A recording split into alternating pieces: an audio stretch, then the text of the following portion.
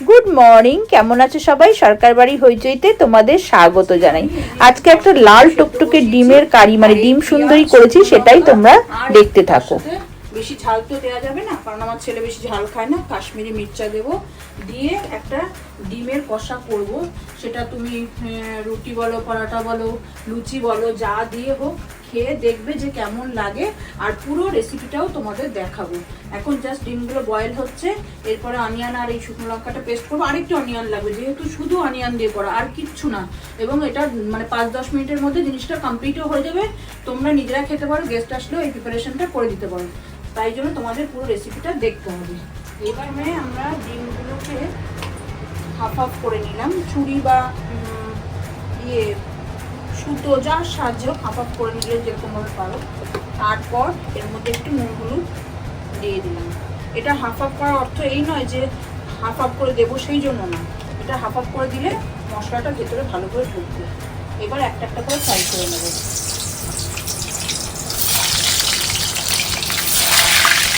সাবধানে ফ্রাই করতে হবে যাতে ভেঙে না যায়, মানে অন্তত কুসুমটা যেন অক্ষত থাকে সেটা আমাদের খেয়াল রাখতে হবে।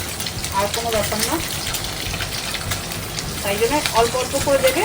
আর একটু ভালো করে মানে একটু ছাকা তেলে ভাজলে জিনিসটা ভালো হবে। খুব বেশি ভাজার দরকার নেই।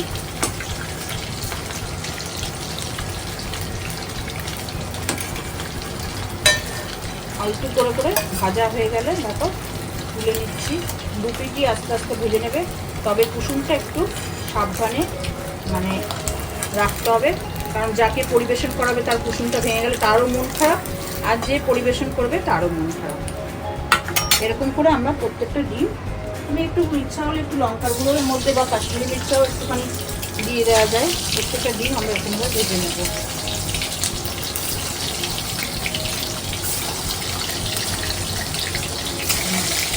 বেশি দেবো না, বেশি দিলে আবার ভেঙে যাবে। একটু লাল করার জন্য আমি একটুখানি, আর এখানে দেখো পেঁয়াজ আর শুকনো লঙ্কা পেস্ট করে রেখেছি।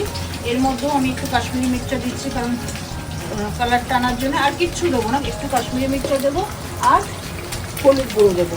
আর নুন মিষ্টি তো আছে, ওটা তো কম্পালসারি দিতেই হবে। আর এর মধ্যে রসুন বলো, আদা বলো, জিরে গুঁড়ো বলো, কিচ্ছু দেবো না কিন্তু। এই যে দুধটায় ভেজে তুলছি, এখন অবধি কিছু হয়নি। যেটা একটু কড়া ভাজা হবে না সেটাকে আর একটু ভেজে নেবে। একটু লাল লাল হলে দেখতে ভালো লাগে। এই একটা দেখো গোটা রেখেছি, এটা একটু মানে ডিমটা সেদ্ধ হওয়ার পরে ছোলার সময় একটু ভেঙে গেছে, দেখো ওটাকে আর ইয়ে করি। এইবার দেখো এর মধ্যে কিন্তু শুধু তেল রয়েছে, আর কিচ্ছু দিচ্ছি না। এটা শুধু নিতেই হবে, তোমার সাদা তেল বলো, সর্ষের তেল বলো, যাতেই বলো, এটা তাতেই হবে। তেল ছাড়া আমি হ্যাঁ প্রথমে একটু দিয়ে দেবো, একটু চিনি দিয়ে দিচ্ছি কালারটা আনার জন্য। এই যে একটু চিনি দিলাম। এইবার আমি এই শুধুমাত্র এই পেঁয়াজেরই পেস্টটা দেবো, তার মধ্যে নুন, হলুদ আর একটু শুকনো লঙ্কা আর কাশ্মীরি মির্চা। যারা মনে করে শুকনো লঙ্কা খাবে না তারা কাঁচা লঙ্কা দিয়ে পেস্ট করবে, আর হলুদ আর কাশ্মীরি মির্চাটা দিয়ে দেবে, তবে দেখবে জিনিসটার কালারটা এসে যাবে। এই যে আমি দিয়ে দিচ্ছি। এই ডিমের কারিটা কিন্তু একদম অন্যরকম টেস্ট, এবং এর মধ্যে তোমার টাইমও লাগবে না আর বেশি খাটনিও নেই। এবার তোমরা মানে এরকমভাবে করবে। হ্যাঁ, তবে অবশ্যই কিন্তু এই যে পেঁয়াজের পেস্টটা, এটা কিন্তু মানে অনেকক্ষণ ধরে কষাতে হবে। ওই যদি তুমি কাঁচা কাঁচা ভাবো যে হয়ে এসছে, ডিমগুলো ছেড়ে নামিয়ে দিই, তাহলে কিন্তু একদমই বাজে লাগবে। যতক্ষণ না তেল ছাড়বে ততক্ষণ আমাদের এটা কিন্তু কষিয়ে যেতে হবে। এইবার কষাতে কষাতে দেখবে একটা কালারটাও খুব সুন্দর এসে যাবে, আর তেলটাও ছেড়ে দেবে। তখন আমরা খুব মানে সন্তর্পণে ডিমগুলো ছাড়বো। ছেড়ে নামানোর আগে যদি পারো একটু ঘি দিয়ে দেবে, কিন্তু গরম মশলাটা কিচ্ছু দিতে হবে। তারপরে খেয়ে আর গোটা কাঁচা লঙ্কা ছেড়ে দিলে হয়ে যাবে। জাস্ট দেখো পাঁচ দিয়ে মোটামুটি এই যে পেঁয়াজটা কষাতে কষাতে তেলটা ছেড়ে দিয়েছে। আর নুন আর চিনি, যেটা মিষ্টিটা আর কি, তোমরা তোমাদের মতন বুঝিয়ে দেবে। আর জলটা একদম না দেওয়ার মতন, কেন এতগুলো ডিম তো আমার একটুখানি জল লাগবে, অল্প করলে লাগতেও না। আমি এই যে দেখো টেবিলে একটু গরম জল দিয়ে দিচ্ছি। আমার সবসময় টেবিলতে গরম জল রাখি, রান্নায় সবসময় গরম জল ব্যবহার করলে রান্নার টেস্ট আপনা আপনি খুলে যায়। তাই জন্য এই যে মশলাটা এবার দেখতে পাচ্ছি ফালতি তেলটাও ছাড়ছে। তবে আমি খুব বেশি তেল দিইনি, যত তেল দেবে ততই তেল ভাসবে, কিন্তু আমার সবার হেলথের দিকটা বিবেচনা করে আমাকে রান্না করতে হয়, ওই জন্য আমি তেলটা বুঝেই দিয়েছি। এইবার মোটামুটি হয়ে গেছে। এবার আস্তে আস্তে আমি এইটার মধ্যে মশলাটা আমার কষানো হয়ে গেছে, আমি ডিমগুলো ছেড়ে দেবো। তবে এখানে আমাকে আর একটু জল দিতে হবে, না হলে ডিমগুলো মানে আটকে যাবে।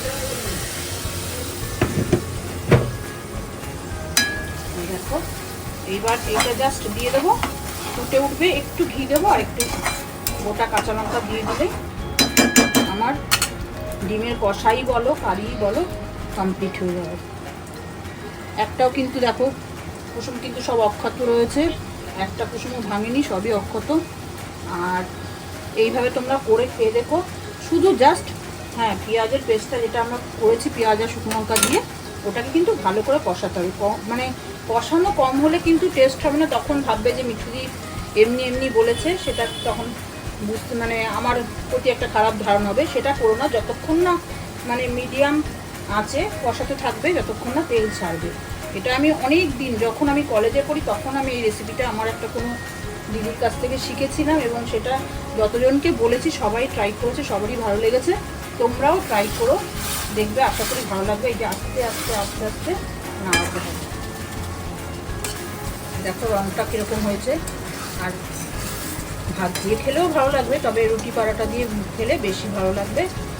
আর লুচি দিয়ে খেলে তো কথাই নেই, আমাদের হয়তো একটু লুচিটা খেতে বেশি পছন্দ করে আমার পুত্র, তাই জন্য আমাকে একটু মাঝে মাঝে লুচি করতে হয়। ভালো করে দেখে নাও তোমরা। এই যে আমি আর কিচ্ছু দেবো না, একটু জাস্ট দেখো দেশি ঘি আমার, এটা কিন্তু মানে মটন না, আমার একদম পিওর ঘি আনা রয়েছে এই ডিব্বায় ঢালা, ওইটা একটু জাস্ট তেল কম দিয়েছি, একটু দড়া ধাতে একটুখানি ঘি দিলাম যাতে টেস্টটা হয়।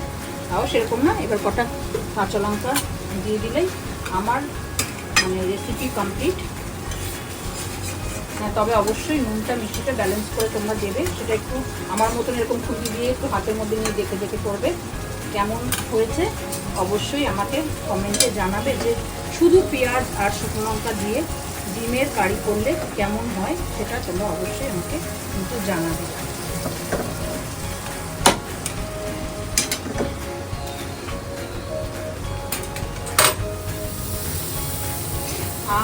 কি স্মেল আসছে তোমরা বুঝতে পারছো না কেন, ওরকম আরো আসছে। এই যে ঘিটা দিয়েছি বলে একটা, আর ঘিটা তো খুব ভালো, মানে পিওর ঘি এনেছিলাম, একটা জায়গায় বেড়াতে গেছিলাম সেখান থেকে, সেই জন্য। আর তাহলে মাত্র 5 মিনিটে শুধুমাত্র পেঁয়াজ বাটা এই উপকরণ দিয়ে এই যে আমি ডিম সুন্দরী রেসিপিটা তোমাদের দেখালাম, তোমরাও করে খেয়ে আমাকে কমেন্টে জানিও যে কেমন লাগলো তোমাদের। আর যারা এখনো অবধি আমার চ্যানেলটাকে সাবস্ক্রাইব করোনি, প্লিজ প্লিজ প্লিজ চ্যানেলটাকে সাবস্ক্রাইব করে দিও। আর ভিডিওটা ভালো লাগলে অবশ্যই লাইক করো, শেয়ার করো। দেখা হবে পরের ভিডিওতে। সবাই ভালো থেকো, সুস্থ থেকো।